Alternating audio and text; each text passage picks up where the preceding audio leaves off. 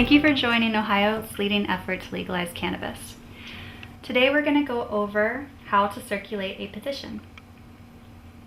This is the part petition packet, also known as the petition or the book. Out of all the many part petitions circulating in the state, all will be collected in the end and turned in as one petition to the ballot board. The person circulating the petition is called the circulator. That is you. You will be collecting the signatures for your part petition packet. First, let's go over the necessary materials that you should have on hand before heading out to collect signatures. Number one, have enough pens on hand. Blue and black ink is a must.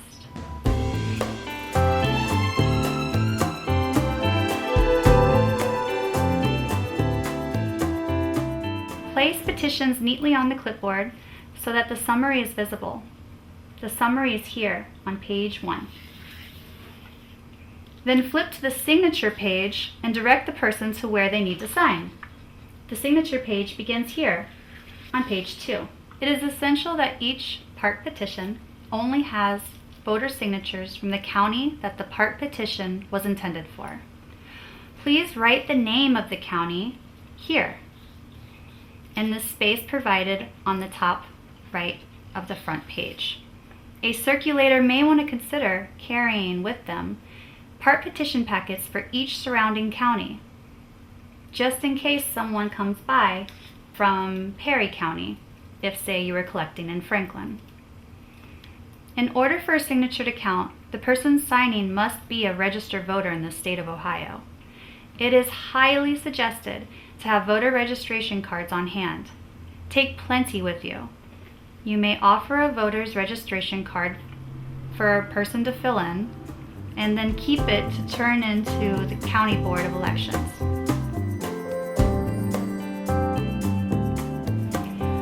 Let's begin.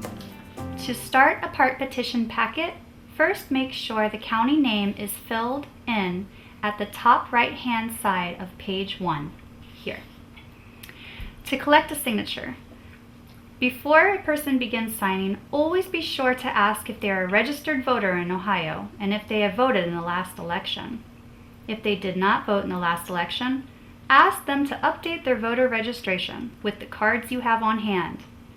If they are a registered voter, be sure to have them sign within the county packet that matches their voter registration. This is very important. Please make sure the voter registration card is filled out for everyone who needs to be registered or updated.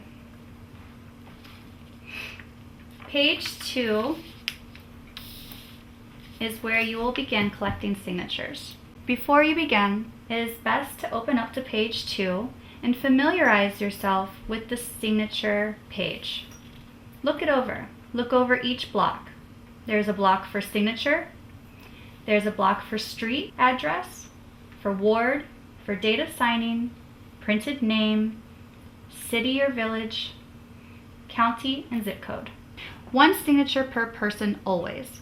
For a signature to be valid, all the areas beside the signature must be filled out, except for the ward.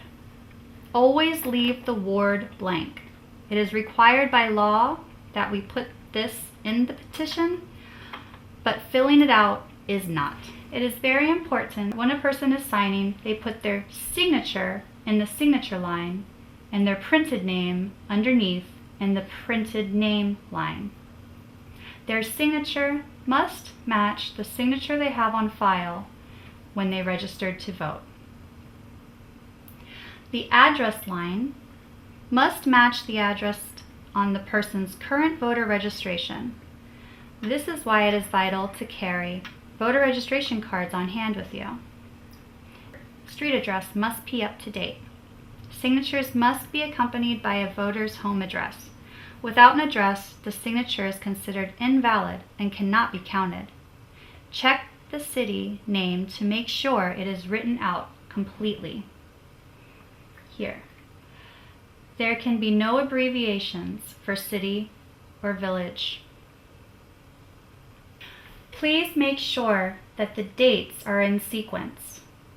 For example, June 1st, and then June 2nd, and then June 3rd, going down the petition. If there is a date out of sequential order, the whole partition packet can be thrown out. So it is very important that we make sure we use the correct date every time.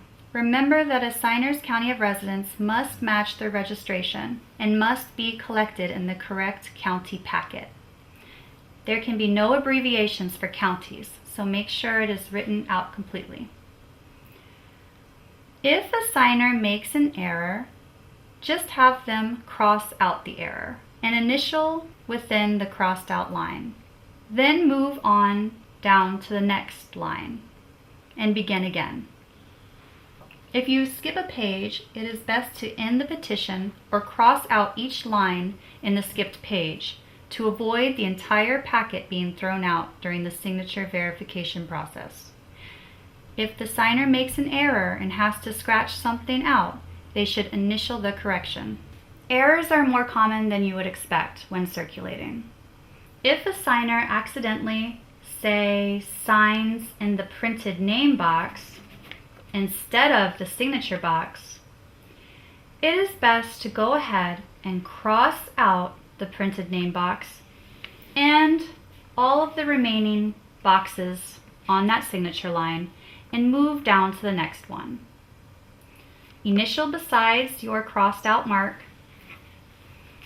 and ask the signer to begin on the following line. Signatures must go in the signature box. This is important to remember. And printed names can go below.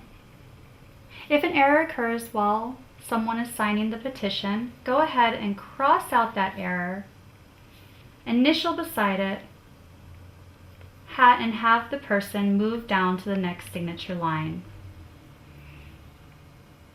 Be sure to cross out all the areas within that signature box before moving on to the next line. There are 45 signature boxes per part petition packet. Page 8 is the full text of the amendment. If anyone ever has questions while you are circulating, feel free to show them this page and have them read over the amendment language.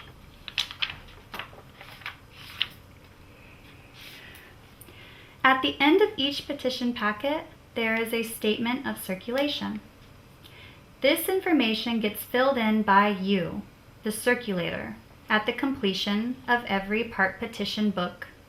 This page verifies you as the gatherer that witnessed these signatures.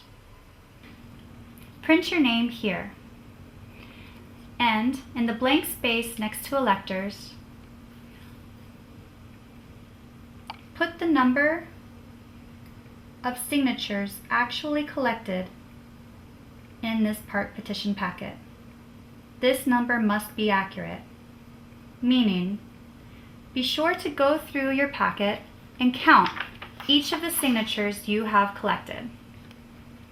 If there was an area where a signature was crossed out, do not count that signature. Place the number of signatures actually collected here in the blank next to electors. If the number of signatures in a packet is actually less than the numbers documented here, this form can get thrown out. So it is very important that this number is accurate. Under I am employed to circulate this petition by, please print the word volunteer. You are not employed by Ohio Families for Change. Rather, you are volunteering to circulate the petition for Ohio Families for Change. Be sure to sign the signature line and print your address here. That is also very important. The circulation page is signed and the petition is ready to be turned in to your area director or lead volunteer. Please do not attempt to mail these back to Ohio Families for Change. If you have any questions pertaining to signature gathering or where to return petitions, please email volunteer@ohiofamiliesforchange.com or call our volunteer support line at 614-446-0399.